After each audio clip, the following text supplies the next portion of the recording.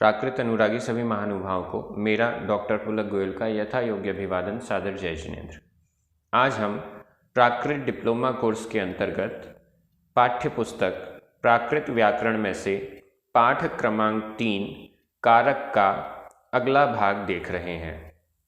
आज के इस भाग में आप द्वितीया विभक्ति कर्म कारक का प्रयोग किस प्रकार से होता है, उसमें क्या क्या नियम होते हैं, यह महत्वपूर्ण पाठ पढ़ने और समझने वाले हैं। कारक की जो सीरीज चल रही है ये बहुत महत्वपूर्ण है। इसको समझे बिना प्राकृत भाषा के वाक्य प्रयोग हम बना नहीं सकते हैं। इस दृष्टि से आप सभी बहुत ध्यान से अध्ययन करेंगे। चलिए पाठ प्रारंभ कर रहे हैं। द्वितीया विभक्ति कर्म कारक।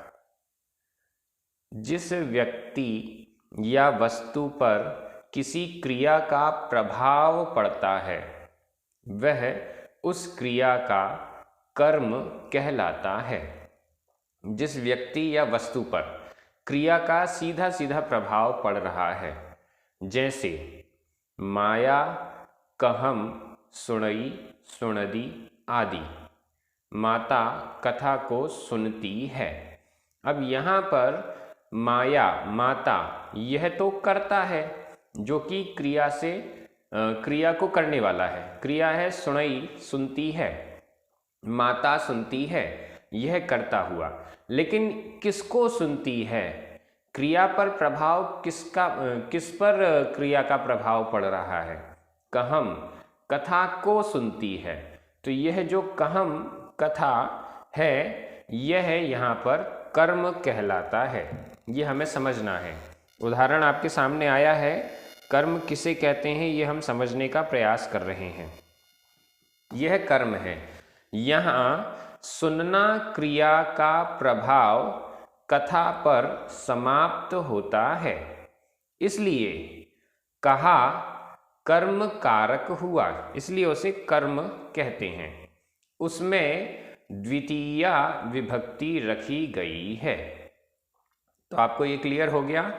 जो भी कर्म है उस कर्म में द्वितीया विभक्ति का प्रयोग होता है। यहाँ यह समझना चाहिए कि कर्मवाच्य को छोड़कर सभी जगह कर्म द्वितीया विभक्ति में रखा जाता है। जैसा बताया गया है कि कर्मवाच्य में कर्म प्रथमा विभक्ति में रखा जाता है। जैसे अभी हमने पिछला भी पाठ पढ़ा था जिसमें प्रथमा विभक्ति की चर्चा थी, तो वहाँ बताया गया था कि कर्मवाच्य में जो कर्म है वह प्रथमा विभक्ति में चला जाता है, द्वितीया विभक्ति में नहीं रहता है। ये बात भी आपको याद रखनी होगी। जैसे मायाए, मायाई, माया अ, कहा सुनिजई, सुनी अई आदि। यह वाक्य कर्मवाच्य का है। माता के द्वारा कथा सुनी जाती है, ये इसका अर्थ हुआ। माता के द्वारा कथा सुनी जाती। अब यहाँ पर कथा, कहा, यह प्रथमा विभक्ति में है क्योंकि ये वाक्य कर्मवाच्य का है। यहाँ पर द्वितीया विभक्ति का प्रयोग नहीं हुआ। तो ये पहला पैराग्राफ था। इस पहले पैराग्राफ में आपने नॉर्मली कर्म क्या होता है, कर्म का प्रयोग कर्तृवाच्य में, सामान्य वाक्यों में द्वितीया विभक्ति में होता है। लेकिन कर्मवाच्य में जब कर्म कारक है तो वह प्रथमा विभक्ति में प्रयोग में आता है। अब हम दूसरे पॉइंट पर चलते हैं। इसमें टोटल 13 बिंदु हैं जिनके माध्यम से द्वितीया विभक्ति को स्पष्ट किया गया है, कहाँ कहाँ पर द्वितीय विभक्ति का प्रयोग होता है। दूसरा, द्विकर्मक क्रियाओं के योग में द्विकर्मक क्रिया कौन सी कहलाती हैं? ऐसी क्रियाएं जिसमें एक या एक से अधिक कर्मों की आवश्यकता होती है, उन क्रियाओं को द्विकर्मक क्रियाएं कहते हैं। द्विकर्मक क्रियाओं के योग में मुख्य कर्म में द्वितीया विभक्ति होती है और गौण कर्म में अपादान, अधिकरण, संप्रदान, संबंध आदि विभक्तियों के होने पर भी द्वितीया विभक्ति होती है। ध्यान दीजिए, जो मुख्य कर्म है उसमें तो द्वितीया विभक्ति है ही, लेकिन जो गौण कर्म है उसमें कोई भी विभक्ति हो, कोई भी कारक हो, लेकिन विभक्ति द्वितीया हो जाएगी। मैं एक बार फिर से पढ़ देता हूं। द्विकर्मक क्रियाओं के योग में मुख्य कर्म में द्वितीया विभक्ति होती है और गौण कर्म में अपादान, अधिकरण, संप्रदान, संबंध आदि विभक्तियों के होने पर भी द्वितीया विभक्ति होती है। इसको समझने के लिए उदाहरण, सबसे पहला उदाहरण, ये बहुत इम्पॉर्टेंट है और बहुत काफ़ी लोग ये बातें नहीं समझ पाते हैं, इस दृष्टि से आप ध्यान दीजिएगा। पहला, वह गाय से दूध दुहता है। दुहना क्रिया यह द्विकर्मक है। वह गाय से दूध दुहता है, ये तो हिंदी में वाक्य हो गया। अब लेकिन इसका प्राकृत अनुवाद बन रहा है, सो गाविम दुद्धम दुहई दुहई आदि। सो गाविम, गाय से, यहाँ पर गाय से अपादान 5/1 पंचमी विभक्ति का एक वचन की विभक्ति के स्थान पर द्वितीया विभक्ति का प्रयोग हुआ है। दूध दुहता है, दूध में तो ये मुख्य कर्म हो गया दूध, इसमें तो द्वितीया विभक्ति है ही, लेकिन गौण कर्म यहाँ पर है गाय से। इस पर भी गौण कर्म होते हुए भी, इसमें अपादान होते हुए भी यहाँ पर पंचमी विभक्ति का एक वचन की जगह द्वितीया विभक्ति का प्रयोग हुआ है। दूसरा वाक्य देखिए, वह वृक्ष के फलों को इकट्ठा करता है। यह हिंदी का वाक्य है, वह वृक्ष के फलों को इकट्ठा करता है। अब यहाँ इकट्ठा करता है, चुण क्रिया आ रही है, इकट्ठा करता है चुण क्रिया, यह द्विकर्मक क्रिया है। फलों को इकट्ठा करता है, फलों को, यह तो मुख्य कर्म है, इसमें द्वितीया विभक्ति का प्रयोग स्पष्ट है। वृक्षों के फलों को, यहाँ षष्ठी विभक्ति होते हुए भी द्वितीय विभक्ति का प्रयोग है। प्राकृत बन रहा है सो रुक्खम, रुक्खम वृक्षों के, अर्थ के लिए यहाँ पर द्वितीय विभक्ति का प्रयोग। रुक्खम फलाइम फलाणी आदि, चुणई चुणये आदि। रुक्खम वृक्ष, इसको षष्ठी विभक्ति होते हुए भी यहाँ पर द्वितीया विभक्ति का प्रयोग है। तीसरा उदाहरण, गुरु शिष्य के लिए धर्म का उपदेश देता है। यहाँ पर शिष्य के लिए, इसमें संप्रदान है, चतुर्थी विभक्ति का एक वचन के स्थान पर द्वितीया विभक्ति का प्रयोग किया जा रहा है। गुरु शिष्यम धम्मम उपदिशई उपदिशये आदि। गुरु शिष्य के लिए धर्म का उपदेश देता है। चौथा उदाहरण, वह राजा से धन मांगता है। यहाँ पर राजा से, यह अपादान पंचमी विभक्ति का एक वचन है, उसके स्थान पर द्वितीय विभक्ति का प्रयोग हो रहा है। मांगता है, धन को मांगता है, धन यह तो मुख्य कर्म हुआ, इसमें द्वितीय विभक्ति है ही, लेकिन गौण कर्म राजा से, इसमें भी द्वितीय विभक्ति का प्रयोग आ रहा है। सो नरिंदम धनम मग्गई मग्गये आदि। पांचवा उदाहरण, वह अग्नि से धान पकाता है। यहाँ पर अग्नि से, यह करण कारक है, तृतीया विभक्ति का एक वचन है, लेकिन इसके स्थान पर द्वितीय विभक्ति आ रही है। सो अग्निम धन्नम पचई पचये आदि। धन्नम धान, यह तो मुख्य कर्म है, लेकिन अग्नि से, यह गौण कर्म होते हुए भी यहाँ पर द्वितीय विभक्ति का प्रयोग है। ये सब उदाहरण हैं। इन उदाहरणों को ध्यान में रखते हुए हमें वाक्यों में प्रयोग करना होता है। जब हम प्राकृत के साहित्य को पढ़ेंगे तो ये सब हमें ध्यान में रखना होगा। यहाँ पर द्वितीय विभक्ति भले ही आपको दिखाई दे रही है, लेकिन इसका अर्थ, क्योंकि ये गौण कर्म है, इसलिए इसका अर्थ अपादान में अधिकरण संप्रदान आदि कहीं भी हो सकता है। ऐसा समझते हुए फिर हमें अर्थ निकालना पड़ेगा। इसका 6वां उदाहरण, वह पुत्र को गांव में ले जाता है। वह पुत्र को, यहाँ पुत्र को, यह तो मुख्य कर्म है। गांव में ले जाता है, गांव में अधिकरण है। सप्तमी विभक्ति के एक वचन के स्थान पर द्वितीय विभक्ति का प्रयोग हो रहा है। सो पुत्तम गामम वहई वहए आदि, अथवा णीणई णीणए आदि। ये दोनों वह क्रिया हो या णीण क्रिया हो, इस दोनों भी द्विकर्मक क्रियाएं कहलाएंगी। तो वह पुत्तम गामम, गामम यहाँ पर ये गौण कर्म है और यहाँ पर द्वितीय विभक्ति का प्रयोग हुआ है। इससे ही संबंधित कुछ और बातें हैं द्विकर्मक से संबंधित, उसको हम और देख लेते हैं।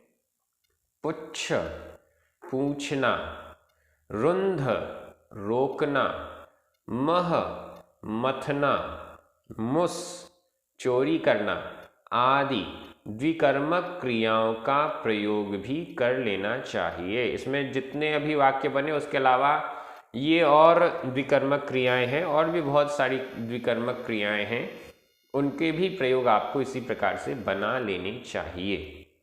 इसको आप होमवर्क के रूप में रखें और कमेंट बॉक्स में इनके वाक्य भले ही हिंदी में आप लिखकर भेजें और उसका प्राकृत अनुवाद भेजें। हिंदी भी लिखिए और प्राकृत अनुवाद भी जितना आपसे बन सकता है वैसा बना कर भेजिए। गलतियां होंगी कोई बात नहीं, लेकिन प्रयास तो कीजिए। उपर्युक्त क्रियाओं के पर्यायवाची अर्थ में भी प्रधान और गौण कर्म में द्वितीय विभक्ति होती है। जो क्रियाएं आपको अभी बताई गई द्विकर्मक, उनकी अगर पर्यायवाची अर्थ वाली भी क्रियाएं हैं तो भी वो द्विकर्मक हैं, और उसमें भी ये प्रधान कर्म और गौण कर्म या मुख्य कर्म और गौण कर्म दोनों में ही द्वितीय विभक्ति का प्रयोग किया जाएगा। ये बात भी आपको ध्यान रखनी है। यहाँ इस पुस्तक में एक एक लाइन बड़ी महत्वपूर्ण है। अगर आपने अभी तक पुस्तक को परचेज नहीं किया है तो डिस्क्रिप्शन में आपको एड्रेस मिल रहा है, वीडियो के डिस्क्रिप्शन में आपको एड्रेस मिल जाएगा। आप उस एड्रेस पर संपर्क करके पुस्तक जरूर मंगवा लें। आगे चलते हैं। इनके कर्मवाच्य बनाने में, अब अगर ये कर्तृवाच्य में वाक्य हैं, यदि हम इनका कर्मवाच्य बनाते हैं, कर्तृवाच्य से कर्मवाच्य पर इसको ट्रांसलेट करते हैं, तो क्या होगा? इनके कर्मवाच्य बनाने में गौण कर्म में प्रथमा हो जाती है। जो गौण कर्म है उसमें तो प्रथमा हो जाती है और प्रधान कर्म में द्वितीया ही रहती है। मतलब प्रधान, दो द्वितीयां हैं हमारे पास, एक गौण कर्म की और एक प्रधान कर्म की। तो प्रधान कर्म तो वैसे का वैसा ही रहेगा, द्वितीया ही बनी रहेगी, लेकिन गौण कर्म है उसमें प्रथमा विभक्ति हो जाएगी। किंतु इसमें भी एक ऑप्शन है, किंतु वह क्रिया के प्रधान कर्म को प्रथमा में रखा जाता है और गौण कर्म द्वितीया में रहता है। सभी द्विकर्मक क्रियाएं वह क्रिया को छोड़कर सभी द्विकर्मक क्रियाओं के गौण कर्म में प्रथमा और प्रधान कर्म में द्वितीया होती है। लेकिन वह क्रिया में ऐसा नहीं है। वह क्रिया में प्रधान कर्म को प्रथमा में रखा जाएगा और गौण कर्म को द्वितीया में रखा जाएगा। ये बहुत इंपॉर्टेंट रूल है जो आपको याद रखना होगा, समझना होगा। देखिए इसका उदाहरण आपके सामने है। पहला उदाहरण, 3 उदाहरण दिए गए हैं। पहला उदाहरण, सो मित्तम पहम पुच्छई पुच्छए आदि। ये कर्तृवाच्य वाक्य है। इसका हिंदी में कर देता हूं। वह मित्र को पथ पूछता है। अब वो मित्र से पथ पूछता है। अब मित्र से, यह तो है गौण कर्म, पथ को पूछता है, मार्ग को पूछता है, यह है प्रधान कर्म। अब इसका जब कर्मवाच्य बन रहा है तो नीचे वाला वाक्य देखिए आप, प्रधान कर्म को तो द्वितीय विभक्ति में ही छोड़ दिया गया, गौण कर्म मित्र से, इसको इन्होंने प्रथमा विभक्ति में बदल दिया।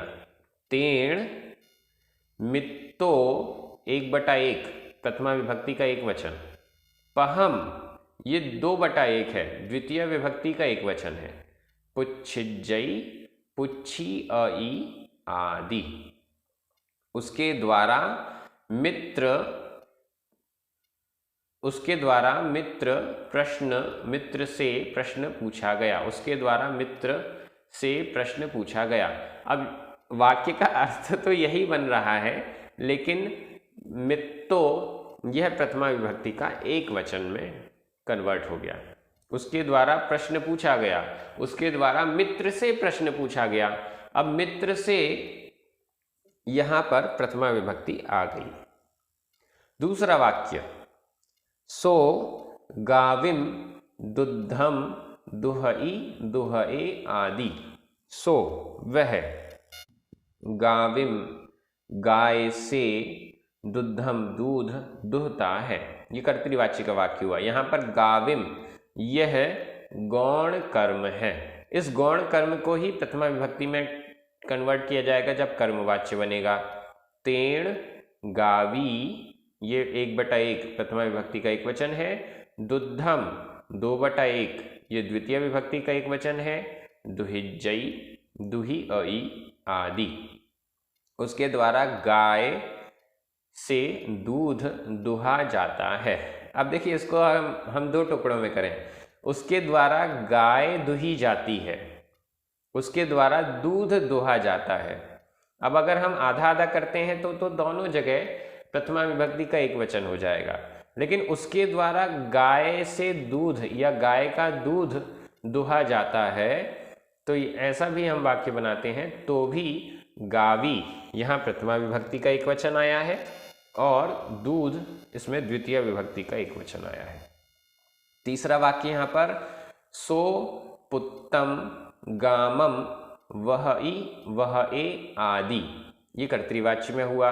अब यहाँ पर वह क्रिया आई है, इस वह क्रिया में ऊपर बताया गया था प्रधान कर्म को तो प्रथमा में रखा जाएगा और गौण कर्म को द्वितीय में कर दिया जाएगा।